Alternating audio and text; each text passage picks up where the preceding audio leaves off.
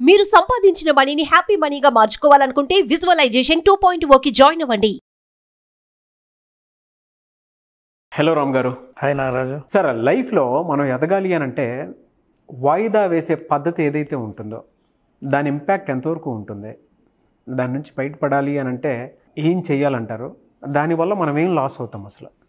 కొంతమంది టైంకి వెళ్ళకపోతే ఇలా జరుగుతుంది అలా జరుగుతుంది అని చెప్పేసి నెంబర్ ఆఫ్ రీజన్స్ చెప్తుంటారు. కొంతమందికి లక్షల కోట్ల నష్టం చూస్తూ ఉంటారు. అంటే ఆ ఇన్ టైంలో దాన్ని ఇంపాక్ట్ కనుక క్రియేట్ చేయలేకపోతే ఆ విధంగా ఉంటుందని చెప్పేసి అంటూ ఉంటారు.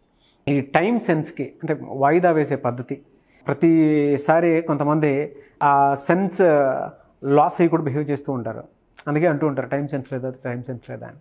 ఎలా సార్, ఎలా చూడాలంటారు ఈ వాయిదా వేసే పద్ధతిని? ప్రతిసారి టైం వాయిదా వేస్తూ వెళ్తూ ఉంటే దానివల్ల కాజ్ అండ్ ఎఫెక్ట్స్ ఏముంటాయి? ఈ క్వశ్చన్ తర్వాత వేద్దామా అని నేనంటే అది వాయిదా వేయడం. ఒకేసారి మీరు ఇలా అడగగానే అవునా అని ఒక్కసారి నేను ఆగిపోయాను. బ్రెయిన్ వాయిదా అనేదానికి నాది రెడీ లేదు. అందుకు తర్వాత చేద్దామా అని అన్నారు. చూస్తారా దానికి? అయితే వాయిదా తప్పు కాదు నాగరాజు. వాయిదా అంటే పోస్ట్పోన్మెంట్. ప్రోక్రాస్టినేషన్ అంటే వాయిదా వేసే మనస్తత్వం ప్రమాదం. ఇప్పుడు కొన్ని పనులు మనం వాయిదా వేయచ్చు, వాయిదా వేసి ఆ తర్వాత పనులు చేయొచ్చు. కానీ ఆ పని చేయవలసిన ప్రతిసారి తర్వాత వేద్దాం అనే, తర్వాత చేద్దాం అనే వాయిదా మనస్తత్వం అది ప్రమాదకరం.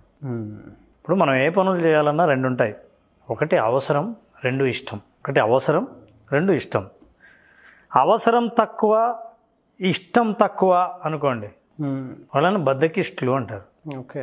బద్ధకం పీక్లో ఉన్నప్పుడు వాళ్ళు చేయాల్సిన పని అవసరం లేదు, వాళ్ళకి ఇష్టం లేదు, ఇక బద్ధకమే. ఒకవేళ అవసరం ఎక్కువ, ఇష్టం తక్కువ, చెయ్యాలని లేదు కానీ చేయవలసిన పరిస్థితి ఉంది, అప్పుడు వాయిదా వేస్తారు. ఇష్టం చాలా ఎక్కువ కానీ అవసరం తక్కువ. నేను ఇన్స్టాగ్రామ్ చూడాలి, యూట్యూబ్లో టైం స్పెండ్ చేయాలి, లేదా ఒక్కసారి సోషల్ మీడియా ఓపెన్ చేశానంటే చాలా ఇష్టం కానీ అంత అవసరం లేదు. Time wasters. అవసరం ఎక్కువ, ఇష్టం కూడా బాగా ఎక్కువ అనుకోండి, అవును, వాళ్ళు they are the winners, they are the passionate people. ఇప్పుడు మనకేంటి ఆపోజిట్, అవసరం ఎక్కువ ఇష్టం ఎక్కువ ఉన్నవాళ్ళు ప్యాషనేట్ అయితే, అవసరం తక్కువ ఇష్టం తక్కువ ఉన్నవాళ్ళు బద్ధకిష్టులు. సో ఈ వాయిదా వేయడం అనేది ఒక అలవాటుగా మారితే మనం కొంచెం ఆలోచించాల్సిన అవసరం ఉంది. వాయిదా వేయడం తప్పు కాదు. ఉదాహరణకి కొన్ని పనులు మీరు అనుకుని ఉంటారు, సడన్గా కొన్ని ఇంకా ఇంపార్టెంట్ పనులు అవుతాయి, వాటిని వాయిదా వేసి ఇది ఈ రోజు కంటే రేపు చేస్తేనే కరెక్టు అని వాయిదా వేయడమే మంచిదే, తప్పేం కాదు. అయితే ఈ వాయిదా అనేది అలవాటుగా మారితే, అదొక అడిక్షన్గా మారితే, అదొక డిజార్డర్గా తయారవుతుంది. అవును. చాలామంది పనుల్ని వాయిదా వేయడానికి ప్రధానంగా 3 కారణాలు ఉంటాయి. అవునా? 3 కారణాల్లో ఒకటి భయం, రెండవది అభద్రత, ఓకే, మూడవది అసమర్థత. అసలు ఎందుకు వాయిదా వేస్తామంటే భయం అని అన్నాను. ఈ పని ఇప్పుడు చేస్తే ఫెయిల్ అవుతానేమో, సరిగ్గా చేయలేనేమో, తర్వాత చేస్తే బాగుంటుంది కదా అన్న భయం. Fear of failure, fear of standards. ఏదైనా ఒక పని చేస్తే ఇలా చేయాలి, అలా చేయడానికి మనకు టైం లేదు, ఆ లెవెల్ కావాలంటే నాకు కనీసం 2-3 గంటలు కావాలి, ఈ సమయం సరిపోదు, ఇంకోసారి చేద్దాంలే. అంటే ఒక స్టాండర్డ్ను మెయింటైన్ చేయడం కోసం. యాక్చువల్లీ పర్ఫెక్షనిజం కూడా ఉన్నప్పుడు ఈ భయం కలుగుతుంది. ఎగ్జాక్ట్లీ. అది ఒక డిజార్డర్, పర్ఫెక్షనిజం. అసలు ఎంత చేసినా సరిగ్గా రాలేదని ఇంకా ఇంకా ఇంకా చేస్తూ ఉండడం చూసారా? అలా చెయ్యాలని చెయ్యటానికి సమయం లేక, చేస్తే ఫెయిల్ అవుతామేమన్న భయంతో చేయకపోవడం. రెండవది అసమర్థత, ఈ అభద్రత. అభద్రత ఏంటంటే insecurity. They feel insecurity, if I do that, if I fail probably I may lose the recognition. నేను నా గుర్తింపును కోల్పోతానేమన్న భయంతో కూడా చేయాల్సిన పనులు వాయిదా వేస్తారు. ఇక మూడవది అసమర్థత, ఎలా చేయాలో తెలియదు. అవును. తెలుసుకోవడం కంటే అది పెద్ద శ్రమతో కూడుకున్న పని, వాయిదా వేస్తే సరిపోతుంది కదా. ఇది ఎలాగైనా పూర్తి చేయాలంటే నా దగ్గర ఇన్ఫర్మేషన్ లేదు, ఈ ఇన్ఫర్మేషన్ కనుక్కోవాలంటే నేను 2-3 ఫోన్ చేయాలి, 2-3 పుస్తకాలు వెతకాలి అని అనుకున్నప్పుడు ఇంత జ్ఞానం మనకు లేకుండా మనం చేయడం అవసరమా అనుకుని వాయిదా వేస్తాం. అవును. సో ఆ అసమర్థత వల్ల కూడా వాయిదా వేస్తారు.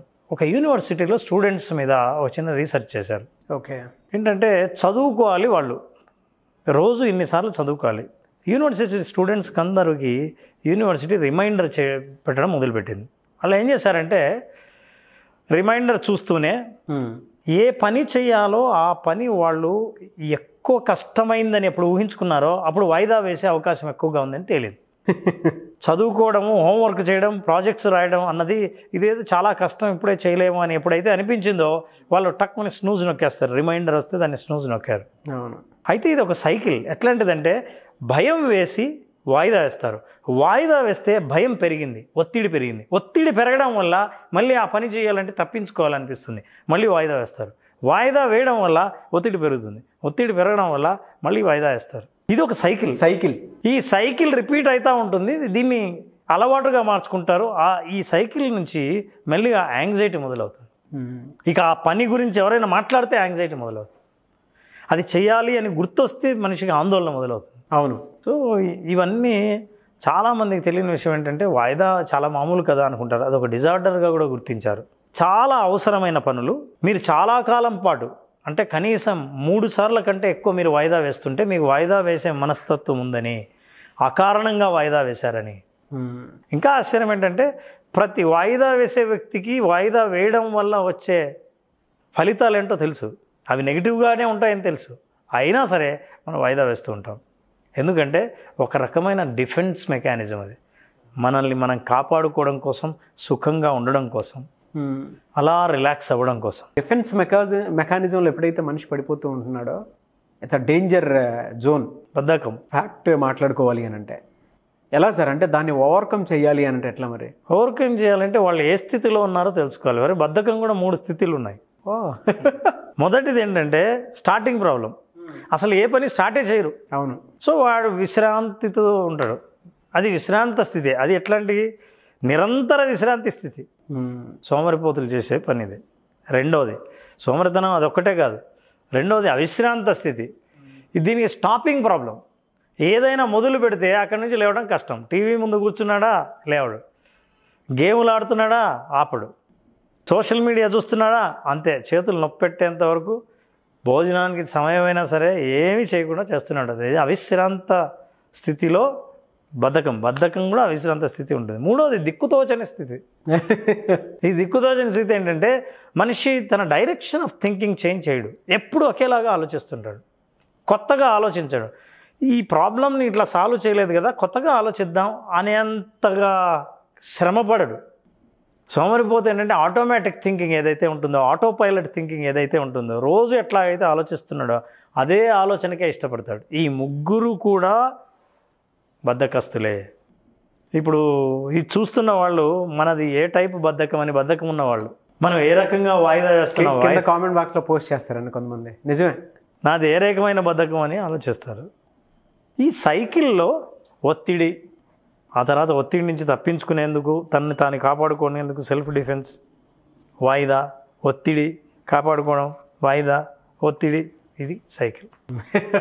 ఈ సైకిల్లో ఎంతకాలం నుంచి ఉన్నా వాళ్ళు గుర్తుపట్టలేరు. ఓకే. ఎందుకంటే గుర్తుపట్టే లోపల మళ్ళీ మీ కంఫర్ట్ జోన్ మిమ్మల్ని కంఫర్ట్గా ఉంచుతూ ఉంటుంది. ఇప్పుడు బాగుంది కదా, మనం పెద్ద శ్రమ చేసుకోవడం ఎందుకు. కొంతమందికి ఎవరికైనా ఫోన్ చేసి కనుక్కుందాం అనుకున్నా తర్వాత చేద్దాం లేదు అంట, అలా వాయిదా వేస్తుంటారు. ఈ సైకిల్ని బ్రేక్ చేయకపోతే వాయిదా వేసే మనస్తత్వం తనకే కాకుండా తన చుట్టుపక్కల వాళ్ళకి, పని చేస్తుంటే ఆర్గనైజేషన్కి, కుటుంబ సభ్యులకి, తనకు ఎలాగూ నష్టమే, ఇంతమంది నష్టపోయే ప్రమాదం. సో ఎప్పటికెప్పుడు అందుకే అంటారు, హిందీలో కూడా ఉంది, మొన్న చేసే పని నిన్న చేయి, నిన్న చేసే పని ఈరోజు చేయి, ఈరోజు చేయవలసిన పనిని ఇప్పుడే చేయాలి.